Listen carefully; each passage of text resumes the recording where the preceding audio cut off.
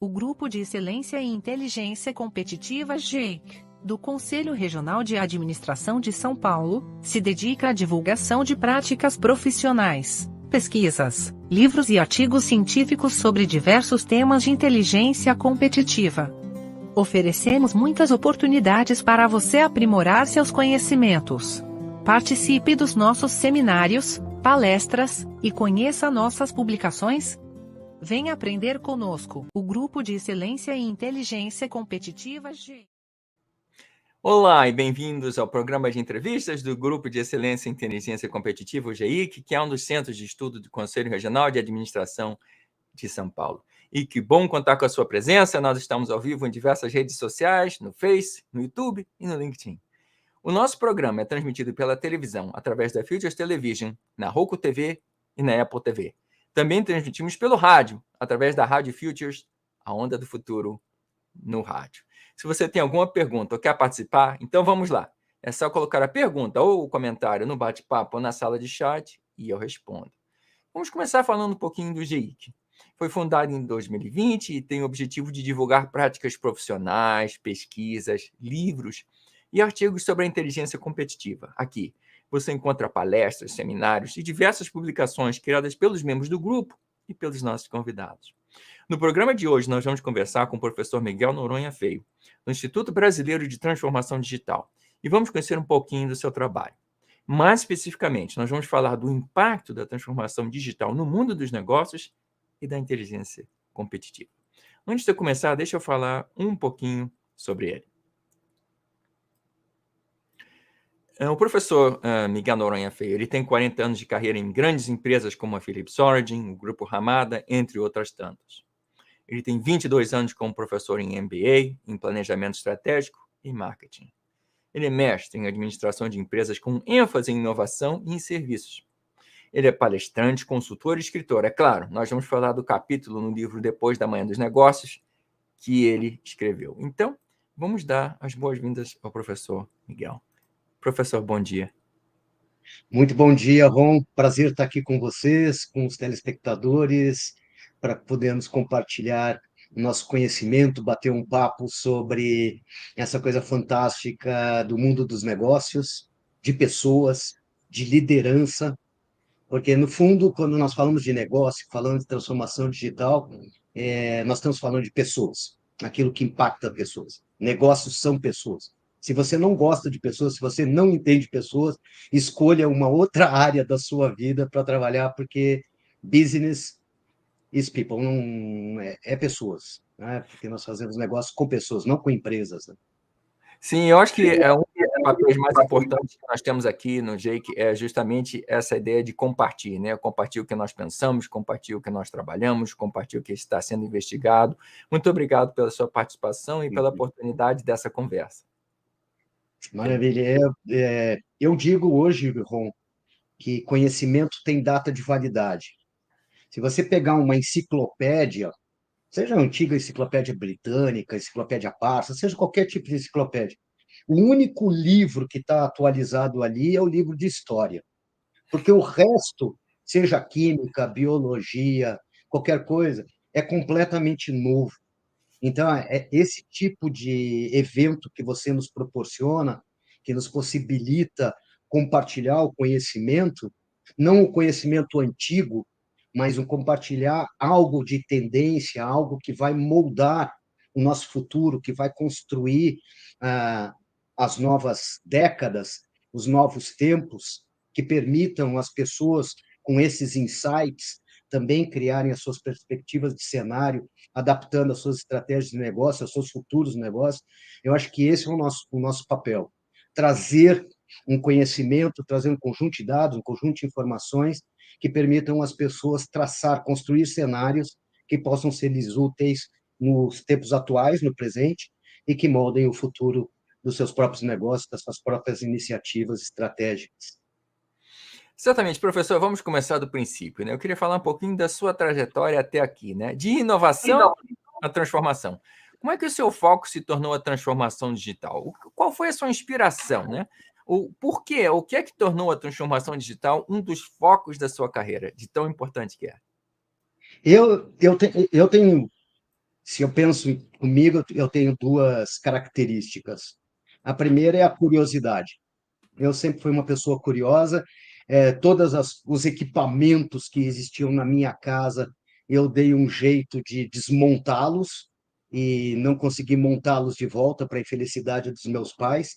Então, grande parte das coisas estavam trancadas na minha casa, né, em virtude da minha curiosidade.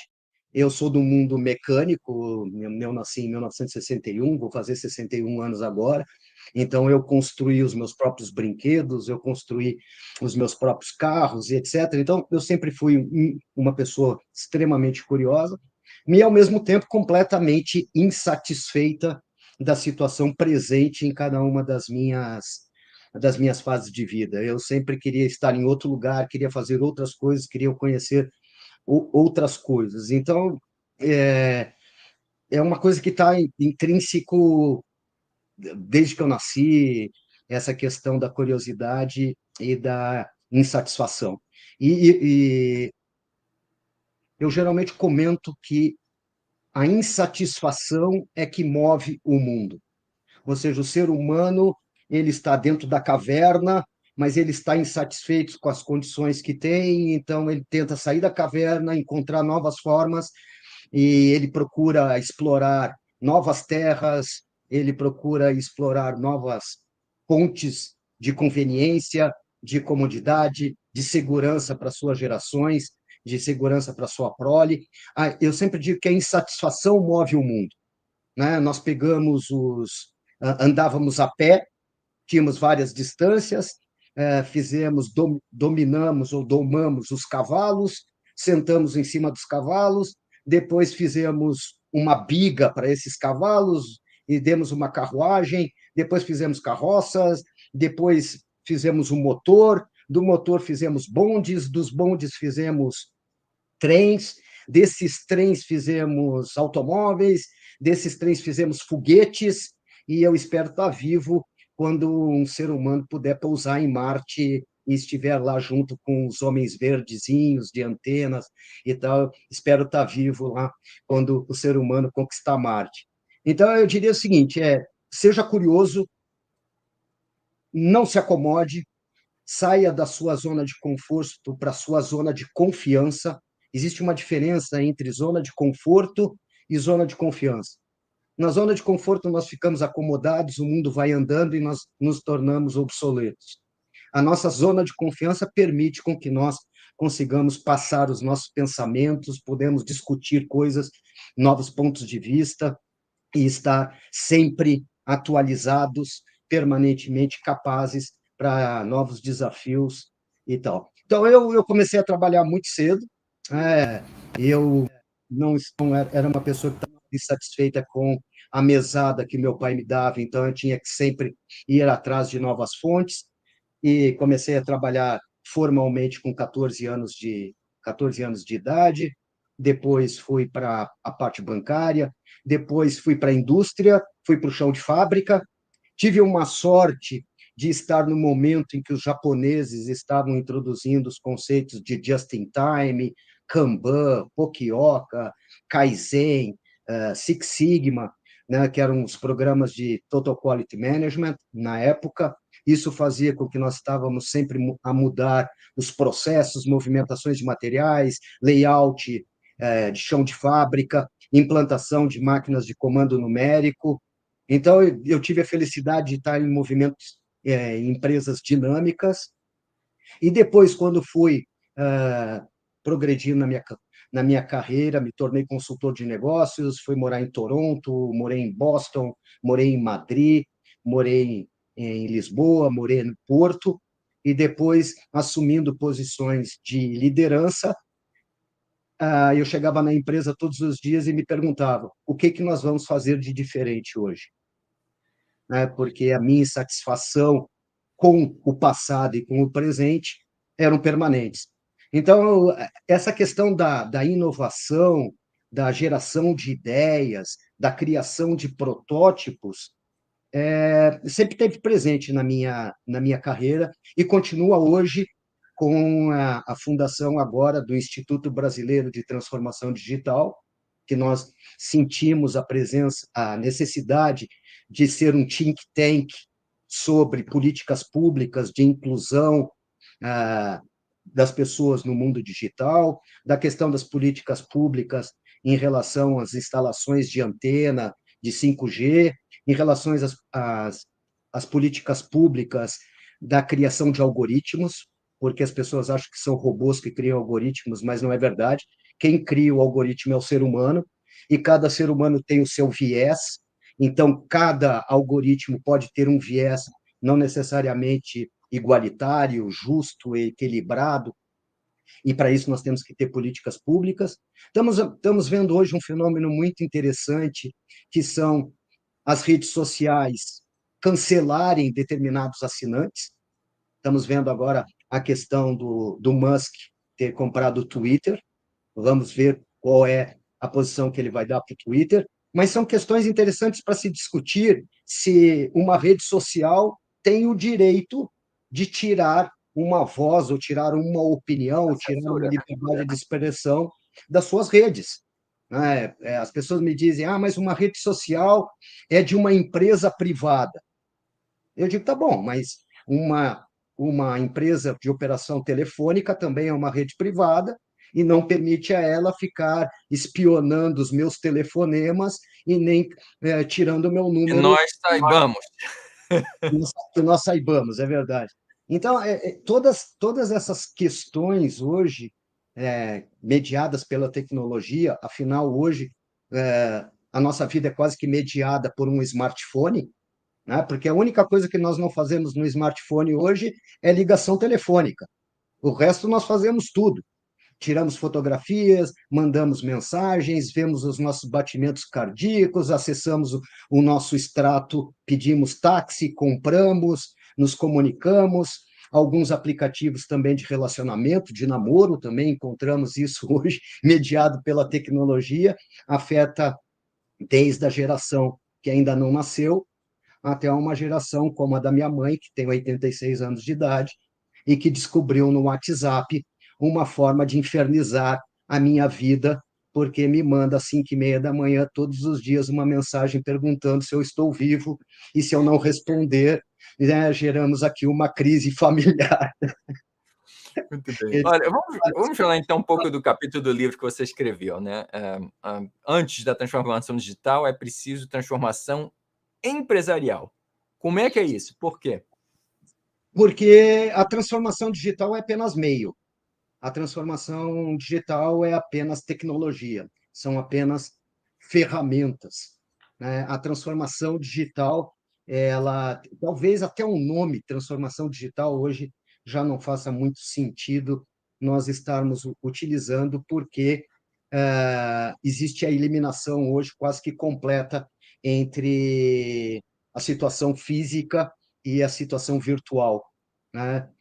Antigamente, nós conseguíamos falar de offline e online, nós conseguíamos falar de marketing offline e marketing online, ou marketing digital, ou marketing tradicional.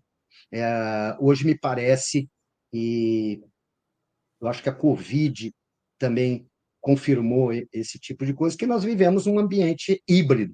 As pessoas me falam do metaverso, que é a entrada da vida real no mundo digital. Não, o metaverso é exatamente o contrário, né? É como pegar o digital e trazer para a realidade física. Então, antes de nós pensarmos em transformação digital, que é a aplicação de tecnologias ou a introdução de novas ferramentas para que a empresa tenha dados, né? Porque hoje se fala muito de que o dado é o novo petróleo e esse tipo de coisa, que a empresa tem que ser analítica, e nós, em inteligência competitiva, sabemos que os dados são a matéria-prima para a nossa tomada de decisão, mas é apenas um dos aspectos, porque não adianta ter dados se eu não sei quais são as perguntas para serem feitas. E o que nós temos notado muito, Ron, é que parece que nós continuamos a procurar novas respostas para as velhas perguntas. Entende? Então, não adianta você encontrar novas respostas para velhas perguntas. O que importa é nós encontrarmos as novas perguntas e, a partir daí, dos nossos dados, encontrar respostas que atendam essas novas questões. Eu Então, a queria grande. ficar assim, um pouquinho nesse tema, né? No seu capítulo, você explicou que uma grande parte desses projetos de transformação digital falha, né? Por quê? Por que eles falham? Fundamentalmente, eu diria para você, em primeiro lugar, nós ainda não entendemos o que é transformação empresarial. Então, acho que tem muito empresário, muito CEO, muito diretor de empresa que tem visões diferentes ou interpretações diferentes do que é a transformação digital. Tem pessoas que me dizem que transformação digital é a indústria 4.0, é a fábrica sem luz. Então nós vamos colocar robôs dentro da empresa para fabricar determinados produtos e a gente fez transformação digital. Não, outros me dizem que transformação digital é ter uma cadeia de suprimentos completamente integrada em rede que permita que nós tenhamos os melhores produtos, os melhores materiais e insumos. Outros me dizem que é inteligência competitiva, temos que ter sistemas de inteligência competitiva. Outros me dizem que é a tal do customer experience ou customer success. Então, eu acho que, em primeiro lugar, é preciso que nós entendamos o que é a transformação digital. Eu vou te dar um exemplo. Vou te dar um exemplo. Em 1900, ou 1901 e 1902, talvez a gente tenha tido a maior invenção do século XX, que foi chamada de linha de produção.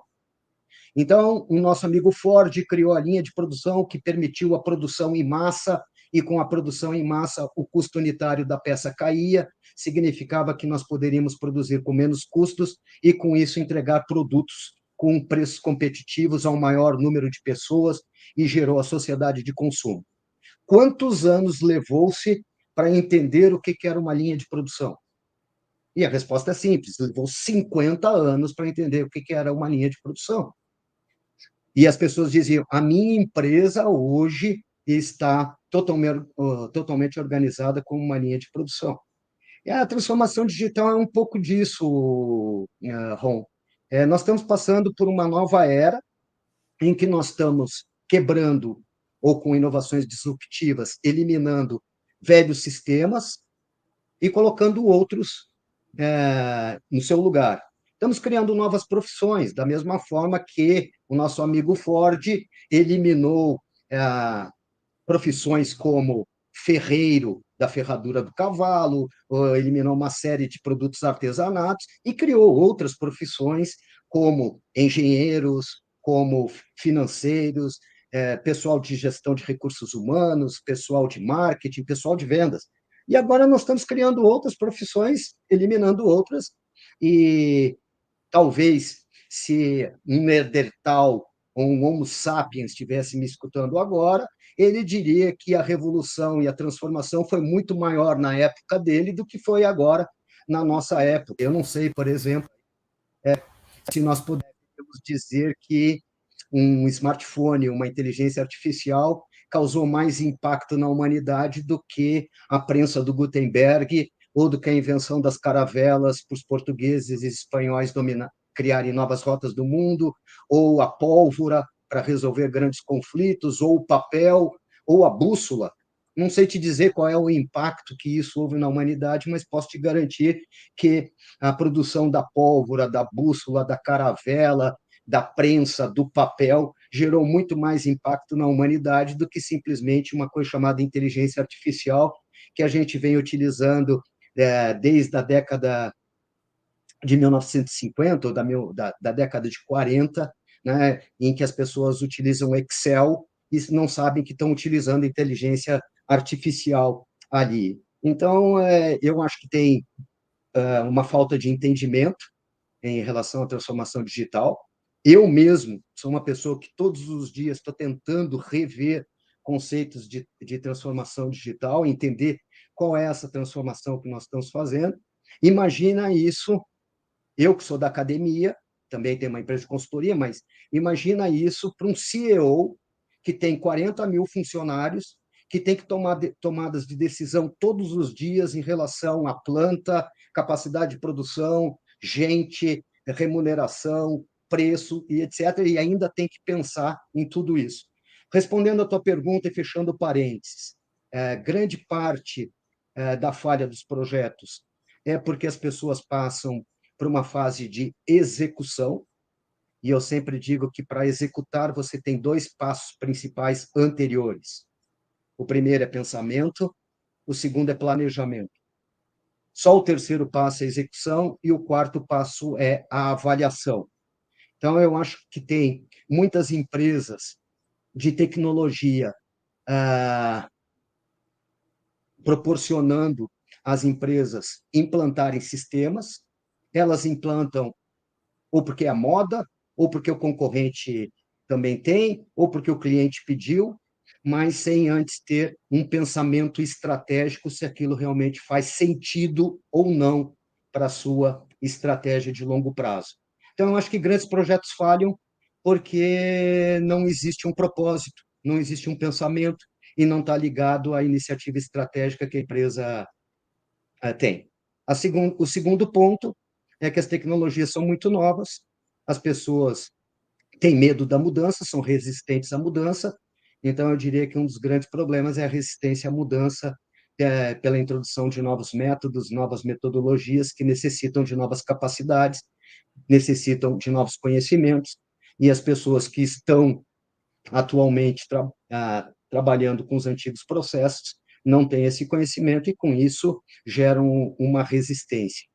Muito bem, vamos ficar um pouquinho nesse aspecto, porque no capítulo, ao invés de você falar do VUCA, que as pessoas, ele vai falar de VUCA, não.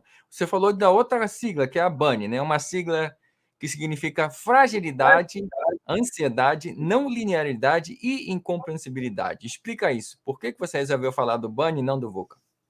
Não, a gente fala do VUCA também, e você sabe que o VUCA é uma expressão fundamentalmente, é um conceito militar, basicamente dos Estados Unidos, né, do Exército dos Estados Unidos, para entender como seriam as novas guerras. Então, é um conceito militar que mostra que o mundo é cada vez mais volátil, ele é incerto, ele é complexo e ele é ambíguo. Legal, então isso vem dos anos 70, basicamente, de um senhor chamado Henry Kissinger, americano, que criou toda essa concepção junto com os generais americanos para entender quais eram as guerras que os americanos estariam entrando. Basicamente, estamos falando aí do impacto da guerra do Vietnã e depois quais seriam as outras guerras e os outros conflitos militares, e o exército americano teria que estar preparado para isso, por isso criou a questão do VUCA, e eu acho que o VUCA fez muito sentido e continua fazendo sentido hoje em relação à volatilidade, ao aumento da incerteza, essa questão de cada vez mais uma sociedade baseada em redes, e isso significa aumento da complexidade, porque estamos aqui juntando atores de diferentes tamanhos, de diferentes tipos, de diferentes nações, de diferentes níveis hierárquicos, de diferentes tipos de conhecimento. Então, tem a ver com essa complexidade, tem a ver com essa ambiguidade, porque quanto mais informação e mais conhecimento você tem, o que para mim é certo, para você não é certo. Então, essa questão aí de entender o que serve para mim e o que não serve para você também funciona, mas me parece que o sociólogo italiano que colocou o Bani, ele traz para nós uma outra sociedade que já vem do VUCA, mas que agora nós temos que ser antifrágeis, ou seja, nós temos que ser resilientes, não temos mais essa questão de poder ser frágeis, nós temos que estar, de alguma forma, completamente preparados para qualquer tipo de crise. Você veja o que aconteceu com o Covid, onde, em mesmos setores, empresas simplesmente faliram e empresas fecharam, e outras se tornaram líderes de mercado, no mesmo setor. Então, essa questão hoje de ser antifrágil é fundamental, as empresas têm que ter essa capacidade de resiliência. Eu acho que a diversidade, essa questão da diversidade, seja de idade, seja de gênero, seja de raça, seja de religião, é fundamental hoje para essa questão da complexidade do trabalho em rede, que nos leva para essa questão da não linearidade, não é isso? Então, eu acho que os conceitos se complementam, só que me parece que, já tendo resolvida a questão do VUCA, se coloca para nós, empresários, homens de negócio, estudiosos, acadêmicos, escritores, falar desses novos 4 conceitos que, para mim, me parecem mais contemporâneos em relação ao VUCA. Muito bem. Vamos continuar mais ou menos na mesma linha. E bom, qualquer mudança realmente é difícil, né? Ainda mais uma mudança dessa ordem, né? No livro você fala que a mudança cultural é importante para qualquer processo de transformação possa ocorrer. Como é que essa cultura organizacional tem que se adaptar, né, em face a esse processo de transformação digital e de mudança? Em primeiro lugar, é importante entender o que é cultura, né? Cultura nada mais é do que o conjunto de crenças, de valores, do que nós acreditamos que cada um de nós tem. Então, essa é a primeira questão, né? A cultura do sul dos Estados Unidos é diferente da cultura do norte, a cultura do pessoal do continente africano é diferente do pessoal da Escandinávia e tal. Por quê? Porque são pessoas que têm crenças, valores, conjunto de educação diferenciados. Então, essa é a primeira questão. O que é uma organização?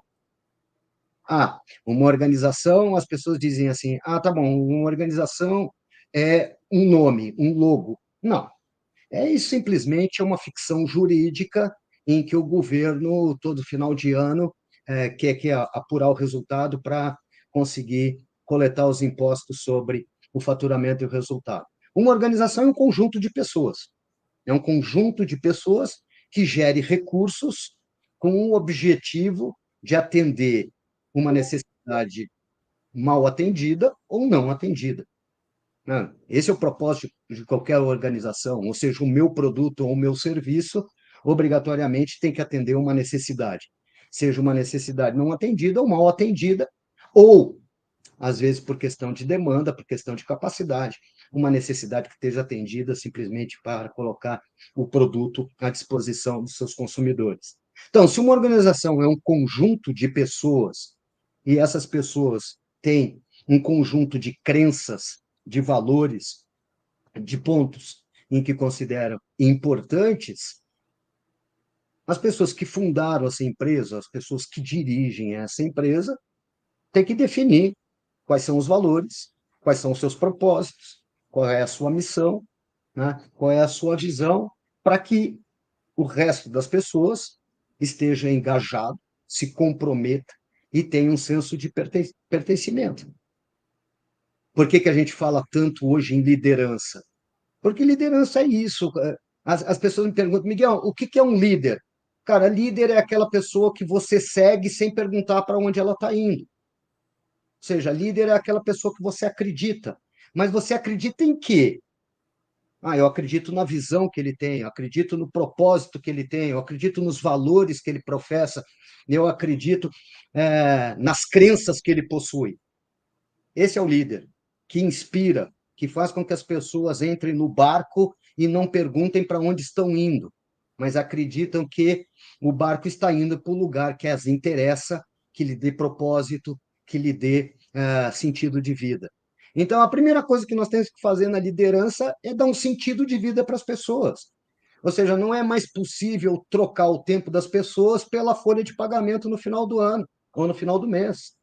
As pessoas têm que ter um propósito para se levantar todos os dias e ir trabalhar e acabar com essa história de que happy hour é sextas-feiras fora da empresa, porque durante de segunda a sexta-feira à tarde são sad hours, são horas infelizes. E a única hora feliz que a gente tem é quando a gente sai do trabalho e fica fora da empresa. Não é possível que a empresa continue a ser, né, uma prisão, né, que ela continue a ser um lugar onde as pessoas não tenham prazer, onde as pessoas não tenham sentido, né? Então, é o que eu digo, a empresa tem que ter um propósito, tem que ter valores, tem que levar as pessoas a ter um sentimento de pertencimento, afinal, nós passamos grande parte das nossas vidas, mais nas empresas do que propriamente com as famílias ou com os nossos entes queridos. E para isso a gente precisa ter um sentido, ter um propósito. É isso que hoje, né, gurus de administração como Michael Porter, né, falam de capitalismo social, ou de capitalismo socialmente responsável. Ou seja, nós acordamos todos os dias não para gerar lucro para a empresa, ou não para gerar venda dos nossos produtos, ou não para simplesmente produzir um produto numa marca, mas nós acordamos todos os dias para criar uma sociedade mais justa, uma sociedade mais igualitária, uma sociedade mais responsável, uma sociedade mais sustentável, em que nós possamos deixar para os nossos filhos e para os nossos netos um mundo muito melhor, um planeta muito melhor do que aquele que nós recebemos dos nossos pais e dos nossos avós. Nós temos uma série de comentários aqui. Um é do Antônio, né, que ele fala um pouco desse todo esse processo de mudança, né, uma transformação tecnológica e uma mudança da tecnologia ao mesmo tempo, né? Ou seja, a tecnologia está mudando, está evoluindo, e também essa grande transformação digital acontecendo ao mesmo tempo. E a Conceição tem um comentário, né, você falou do VUCA e do BANI, não é uma quebra, então, você está dizendo que é mais um processo de evolução. Eu acredito que sejam conceitos complementares. É uma questão, me parece que o BANI é uma evolução do VUCA. Me parece dessa forma. Ou seja, se você me perguntar, tanto os conceitos contidos no VUCA são tão importantes quanto os conceitos colocados no BANI. O que acontece é que o VUCA gerou o BANI. Essa é a questão. O VUCA, a volatilidade, a complexidade, a incerteza e a ambiguidade trouxeram um impacto para os negócios. Esses impactos para o negócio hoje é o que nós estamos vendo no BANI, e é bem possível que daqui a 4, 5 anos o BANI deu origem a outro acrônimo que eu ainda não sei qual é, mas se eu tiver a inspiração, junto com a nossa professora doutora Conceição, escrever não o VUCA, não o BANI, mas, de repente, o XPTO, o HPTO, porque o mundo é uma constante evolução. E qual é a grande diferença da mudança no século XXI? Porque Heráclito já dizia para nós, há 640 a.C., que a única constante da vida é a mudança, né? Você não consegue tomar banho no mesmo rio, porque quando você entrar no rio, o rio é diferente, e quando você entrar no rio, você é um homem diferente. Então, a mudança é a única constante da vida.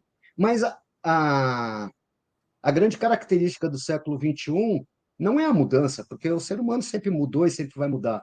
A grande característica é a velocidade da mudança. Entende? Enquanto nós tínhamos 60 anos para mudar, agora nós temos 60 meses.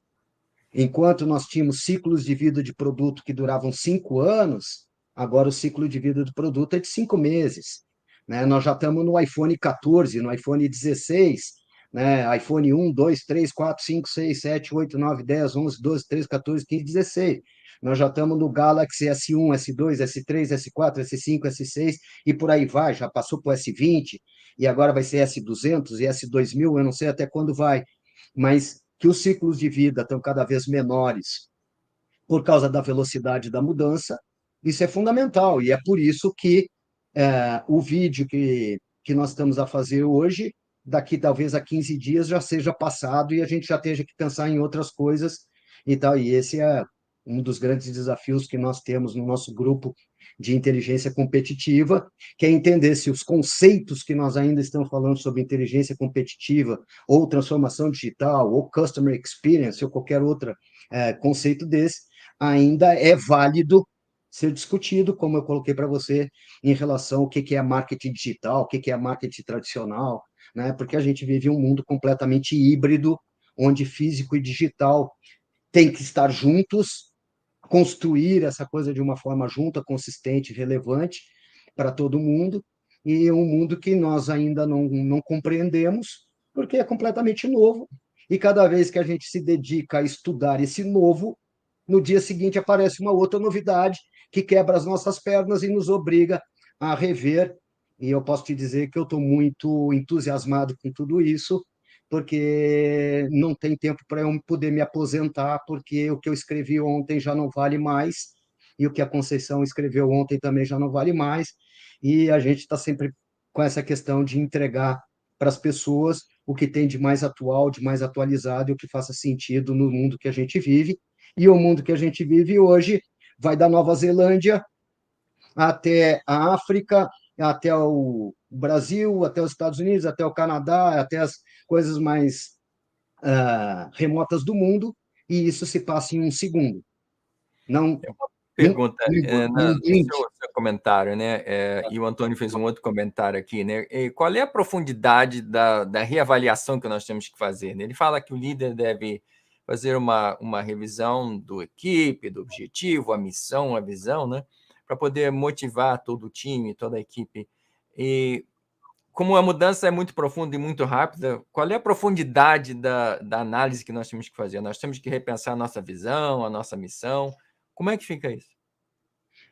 Assim, eu acho que o Simon Sinek, que escreveu o Golden Circle, que escreveu essa questão do porquê, ele nos dá aí grandes pistas do que tem que ser feito. Eu acho que propósito tem a ver com o que você acredita. Então, eu acho que isso é, não precisa mexer. Eu acho que quando você tem um propósito, quando o Steve Jobs colocou que o propósito dele era facilitar a vida das pessoas por um meio de aparelhos que tivessem funcionalidades através de designs extremamente simples, e isso ele conseguiu colocar numa tela touch, onde o dedo é, sem dúvida nenhuma, o mouse a melhor, com a melhor certeza, né, com a melhor pontaria e tal, e etc., conseguiu colocar uma função humana dentro de um aparelho. E aí hoje nós temos assistentes virtuais, a Siri, a Cortana, a Alexa, onde nós conseguimos falar com isso. Acho que os propósitos, eu acho que eles não precisam ser revistos. Acho que a visão, que é fazer ter uma organização que queira criar uma sociedade mais justa, que queira criar valor e ajudar com essa criação de valor e entrega de valor, uma distribuição de valor para toda a sociedade, também acho que não precisa ser muito revista.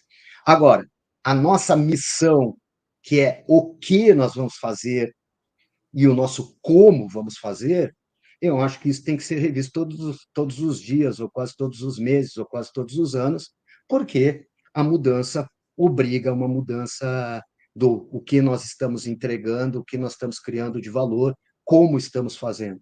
Então, eu acho que na questão do porquê nós existimos, que é o propósito e a visão, eu acho que o líder não precisa fundamentalmente avaliar se está conseguindo atingir esses resultados. Agora, na questão do o que fazer, como fazer, quando fazer, quanto fazer, eu acho que isso não é simplesmente um papel só do líder, né? Eu acho que isso é um papel da inteligência coletiva, né? Eu sempre digo que a soma do conhecimento de 5 pessoas é maior do que o mais inteligente do grupo. Então, eu acho que essa coisa de inteligência coletiva, né? Ah, as, muito do nosso grupo discute muito inteligência competitiva. Eu sempre digo que o fato de competição não é o nosso cerne do nosso conhecimento, porque é, essa inteligência servirá para a competição. Ou seja, a competição é onde será aplicada essa inteligência. Mas eu acho que o mais importante para nós é a inteligência coletiva. É como a gente conseguir trazer os insights, seja dos fornecedores, seja dos colaboradores, seja das comunidades, seja da inovação aberta que nós temos, sejam dos nossos clientes. Acho que esse é o nosso papel, né? Não de inteligência competitiva, mas de inteligência coletiva, de como trazer, né, os insights de todo o grupo, e isso leva à diversidade, novos pontos de vista, e acabar com aquela ideia de que somente os diretores, os presidentes da empresa se colocam dentro de uma sala, se fecham dentro de uma sala, esperam o Espírito Santo ou qualquer tipo de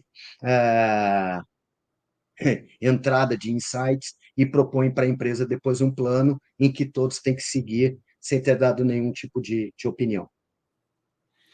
Muito bom. Eu queria voltar a esse ponto de nós estamos nesse mundo híbrido, nós estamos nessa sociedade de redes, né? Como é que ficam as funções principais, especificamente falando, né?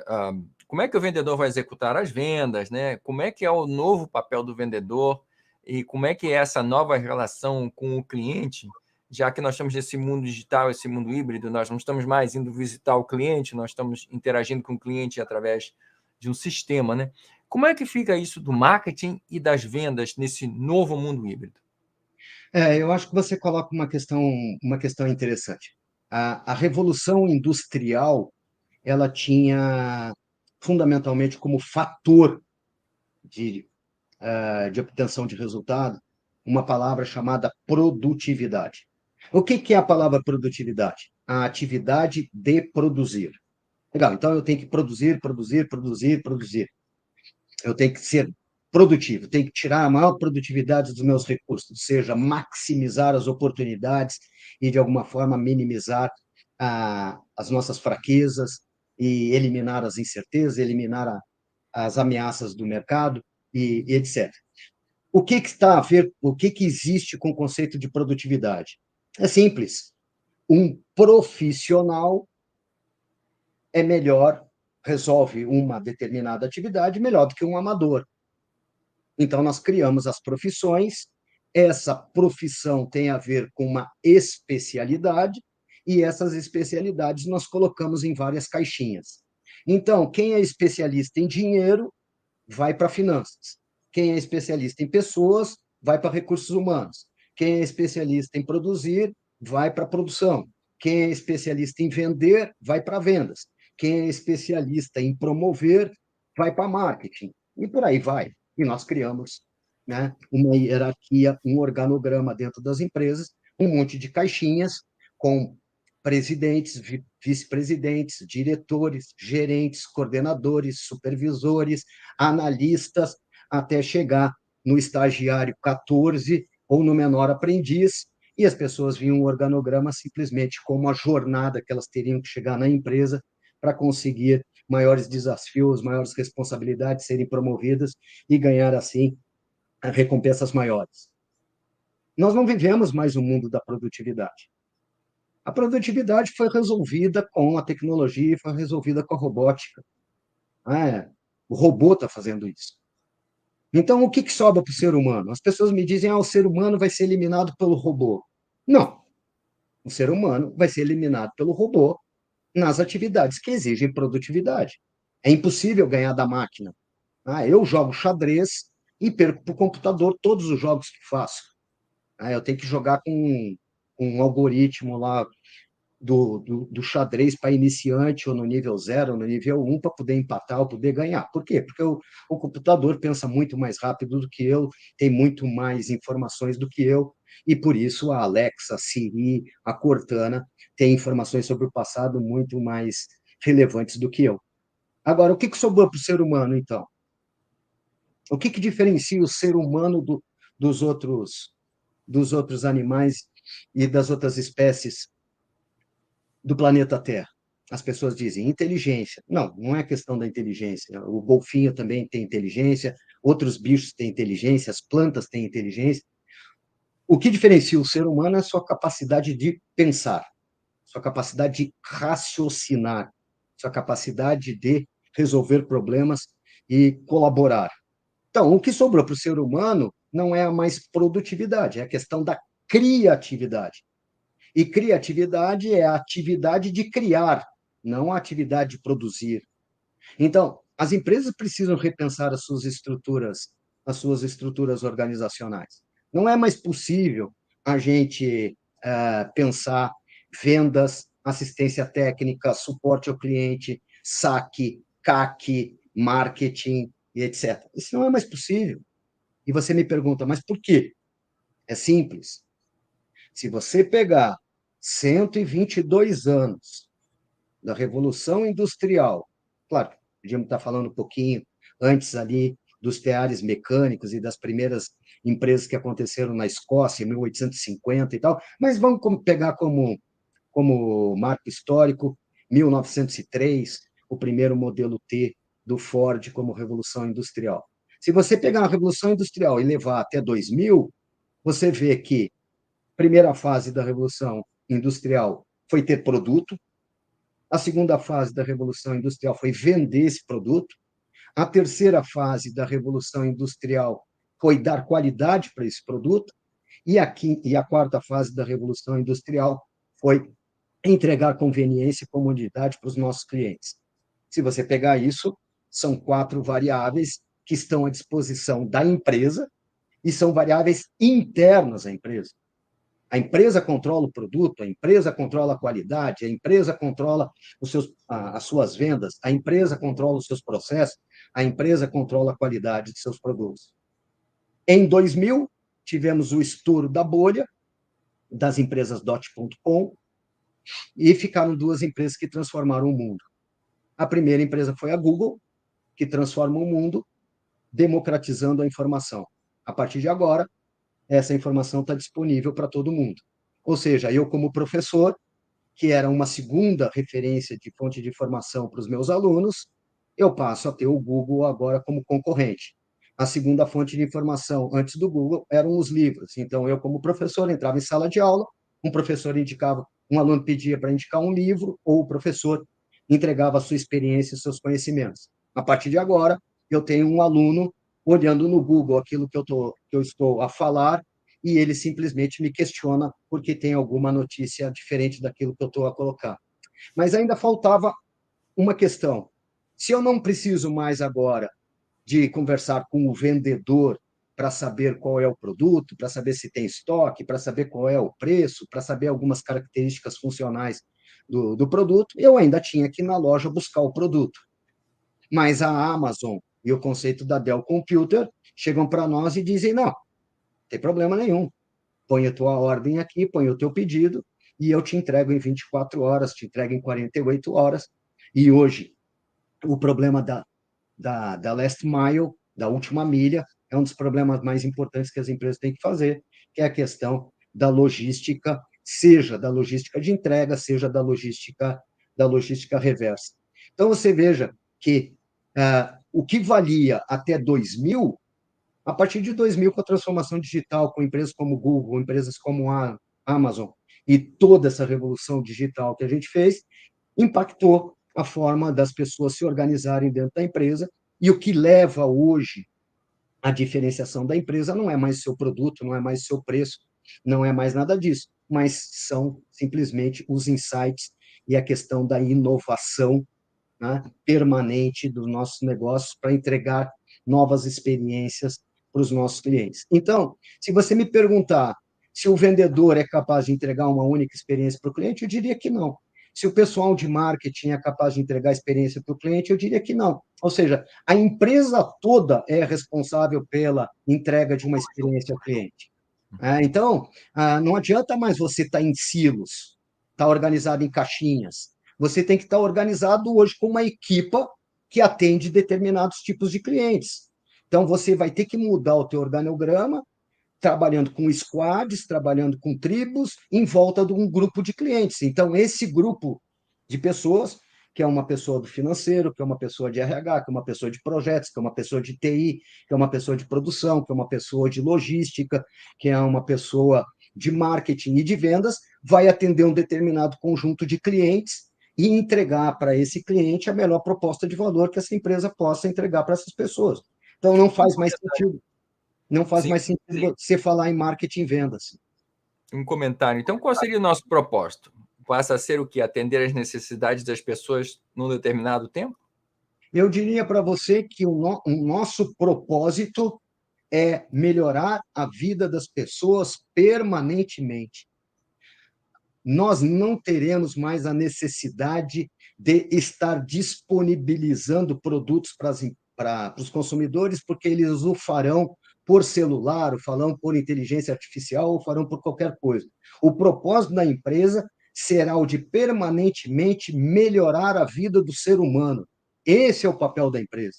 de como eu melhoro a vida do ser humano, seja no aspecto psicológico, no emocional, no social, de conveniência, de comunidade, de diminuir o tempo das pessoas, de facilitar a vida das pessoas. Esse é o propósito das empresas.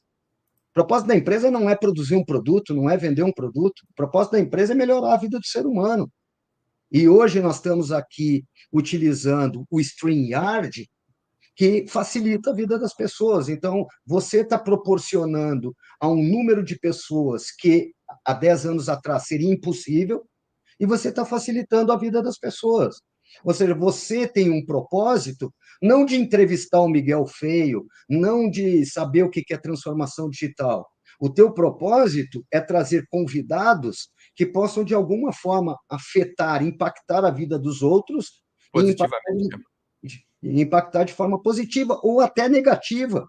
Porque eu sempre digo, né, também uma forma de aprender é aprender com os erros, é aprender a não fazer. Então, se você trouxer aqui alguém para falar sobre a vida do Mao Tse-tung, ou a vida do Hitler, ou a vida do Stalin, você também vai estar ajudando essas pessoas, mostrando o que Aprenda não, o que não fazer. mostrando o que não fazer. Né? Eu, geralmente, quando dou consultoria, a primeira coisa que eu penso é exatamente isso. O que nós estamos fazendo hoje que nós não deveríamos estar fazendo? Você sabe que isso é uma grande lição. Eu aprendi muito de muitas pessoas que me ensinaram o que fazer, mas eu também aprendi muito de pessoas que me ensinaram o que não fazer. Não faça isso. Isso é uma péssima atitude. Então, acho que o não também é uma lição, né? Sem dúvida. Professor, uma última pergunta, né? Eu vou Qual é a ficar nesse. última? Nós já falamos por 1 hora, praticamente. Nossa. A transformação digital ela vai continuar trazendo mudanças no mercado de trabalho e muitas, como nós estamos falando, muitas funções vão deixar de existir, né? Especialmente na área de serviços, né? Uma área que requer muito trabalho manual. Como é que nós podemos pensar em um processo de transformação digital onde existe o progresso de uma mão, mas de outra mão também uma atenção aos, digamos, esses órfãos da transformação digital? É possível nós juntarmos transformação digital e justiça social numa só sentença? Perfeito, perfeito. Eu vou te dar um exemplo que ainda acontece na cidade de São Paulo. Não sei se acontece nas cidades dos nossos telespectadores. Tenho certeza que em algumas cidades dos Estados Unidos e da Europa isso não existe, mas eu vou colocar um caso em que nós temos uma função chamada cobrador de ônibus, a pessoa que fica sentada para pegar o dinheiro da passagem ou o ticket da passagem. O que esse cobrador de ônibus adiciona de valor para o passageiro? A resposta é zero. Ou melhor, ele não adiciona valor, ele destrói valor, porque o valor do salário que nós pagamos para ele aumenta os custos das pessoas mais necessitadas que precisam pegar ônibus, porque as classes mais ricas não têm necessidade de pegar ônibus. Só pega ônibus pessoas que têm dificuldade. Então, nós fazemos duas vezes. Nós pegamos um cobrador que vai passar 20 anos sentado numa cadeira e não vai saber absolutamente a fazer nada, a não ser recolher o dinheiro e dar o troco, e ainda destruímos valor porque esse custo aumenta o valor com que o consumidor final tem que pagar pela passagem.